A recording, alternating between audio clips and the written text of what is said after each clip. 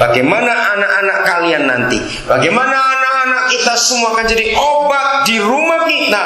Anak-anakmu seperti tunas pohon zaitun sekeliling mejamu, yaitu kalau suami-suami, ayah-ayah takut akan Tuhan. Ayat 4, ayo kita baca sama-sama yang bawa Alkitab. Jos baca. Ya, semua yang bawa Alkitab 1, 2, 3. Sesungguhnya demikianlah akan diberkati orang laki-laki yang takut akan Yahweh. Ditegaskan, laki-laki yang takut akan Yahweh diberkati. Izinkan saya mengatakan kalimat ini. Selama gereja di tanah Papua tidak pernah memberi ketegasan kepada semua jemaat untuk suami-suami serius hidup dengan Tuhan, maka tidak ada berkat di tanah Papua ini, sekalipun tanah ini kaya. Kenapa saya harus katakan ini? Kita semua tahu betapa setan merusak banyak suami di tanah ini. Suami mabuk, suami judi, suami berzina. Dari anggota gereja orang Kristen sama, majelisnya sama, kita mendengar cerita-cerita itu. Suami-suami yang seenaknya terhadap istri, suka pukul, suka tendang, dan lain sebagainya. Maka itu anak-anak jadi malapetaka di tanah ini, karena ayah-ayah tidak takut akan Tuhan. Maka kalau ada majelis-majelis Jumat yang hadir hari ini mendengarkan firman ini, mari kita sampaikan kebenaran ini kepada semua suami di tanah Papua ini, untuk kita hidup benar dan takut akan Tuhan. Maka anak-anak kita akan jadi orang-orang yang hebat. Saudara, berapa hari yang lalu saya dengar lewat Pak Edo, ada seorang dokter di salah satu puskesmas di kota Nabire. Itu memberi laporan yang menakutkan. Hari itu ada 38 orang yang tes HIV, 30-nya positif. Saudara bisa bayangkan, 38 orang yang tes HIV AIDS dan 30-nya positif. Itu di kota Nabire. Itu di satu puskesmas, di satu dokter. Belum puskesmas yang lain, rumah sakit dan dokter yang lain. Saudara bisa bayangkan, akan punah. Maaf saya harus katakan ini, bisa punah orang-orang Papua ini. Maka itu gereja harus bertanggung jawab, bukan Departemen Kesehatan yang bertanggung jawab, harusnya gereja. Karena kita sebagai gereja mempunyai aturan-aturan, ada firman Tuhan ini. Tapi karena gereja lebih pintar bicara organisasi dan doktrin daripada kebenaran, sehingga orang Kristen di tanah ini Kristennya jauh daripada yang Tuhan rindukan. Siswa, ini tugas. Mari suami-suami kita menjaga diri kita. Ayat 5 saya akan baca. Kiranya Yahweh memberkati engkau dari Sion. Diulangi lagi, memberkati. Laki-laki atau suami yang takut akan Yahweh. Kiranya Yahweh memberkati engkau dari Sion, supaya engkau melihat kebahagiaan Yerusalem seumur hidupmu, dan melihat anak-anak dari anak-anakmu, damai sejahtera atas Israel. Ibu bapak saudara-saudara, mengapa begitu jelas Tuhan berbicara tentang 3 generasi? Perhatikan ayat yang ke-6.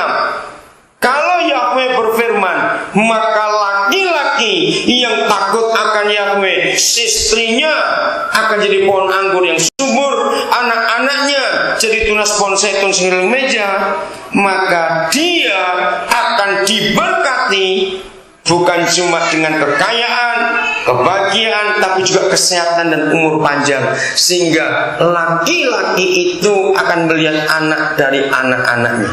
Siapa mereka? Jujur, 3 generasi. Sejak tahun 70-an ketika saya belajar tentang misi, lalu dihubungkan dengan hukum Taurat dan janji Injil yang memerdekakan orang, saya punya kebiasaan. Setiap kali saya masuk ke satu daerah, setiap kali saya masuk satu daerah baru masuk, saya punya kebiasaan, saya harus ke kuburan dulu. Dulu orang-orang heran, ngapain pendeta satu ini selalu cari kuburan? Kalau masuk ke satu daerah baru gara-gara ayat ini dan gara-gara hukum Taurat yang diterima Musa. Apa yang saya perhatikan di kuburan itu, saya akan baca semua nisan yang saya sempat lihat untuk saya lihat umurnya. Karena hukum Taurat berbunyi, suatu bangsa yang takut akan Tuhan, maka penduduk negeri itu akan berumur panjang. Tapi bangsa yang tidak takut Tuhan, maka akan kena kutuk, umur jadi pendek. Maafkan saya, ketika saya tiba di Papua, saudara, itu yang mengagetkan. Maaf, sampai hari ini kalau kita ke kuburan manapun juga, baca umur yang meninggal, sedikit sekali yang berumur 60 tahun. Sedikit sekali. Rata-rata di bawah itu umurnya. Mendapat umur 70 pun lebih sedikit lagi. Mencari angka umur 80 lebih sulit lagi. Coba kalau saudara ke kuburan, lihat ini. Gara-gara ayat ini saya perhatikan. Dengan kata lain, di tanah Papua ini banyak cucu nggak pernah lihat opanya.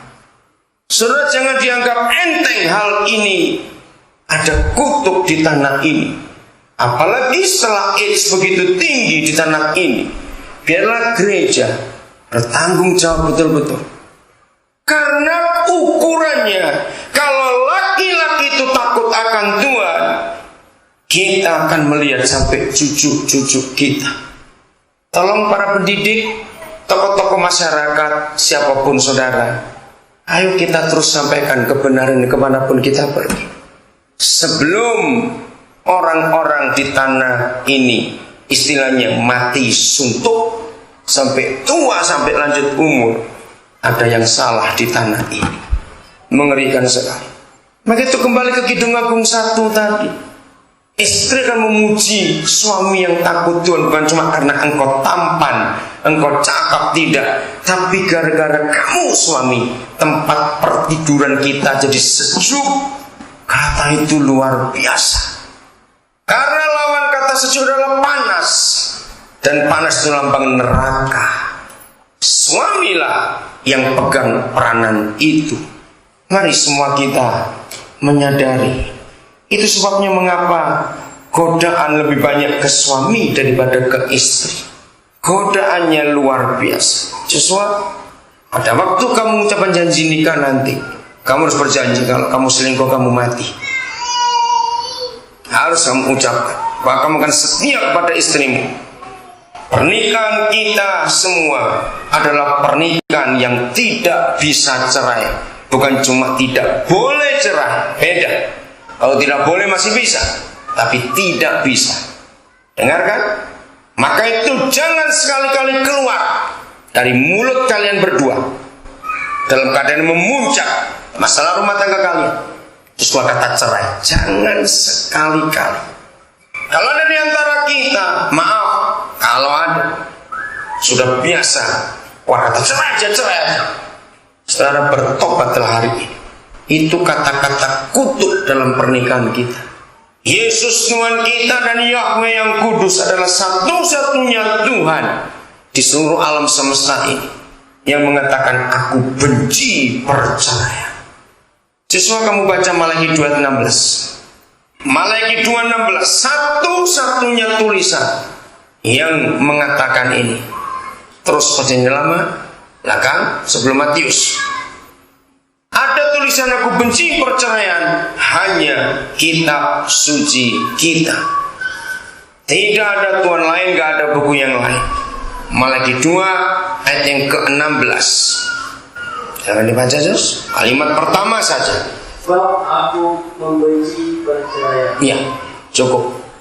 Tegas. Bukan cuma gak suka, tapi benci. Maka itu kalau ada Tuhan yang disembah orang, mengizinkan perceraian, mengizinkan kawin lebih dari satu, betapa jahatnya Tuhan itu. Karena apapun alasannya untuk bercerai, itu sudah melukai dan menghancurkan. Ingat, cuma satu alasannya yang paling kuat. Ada banyak yang lain, tapi satu. Mengapa? Tuhan kita adalah Tuhan yang benci perceraian.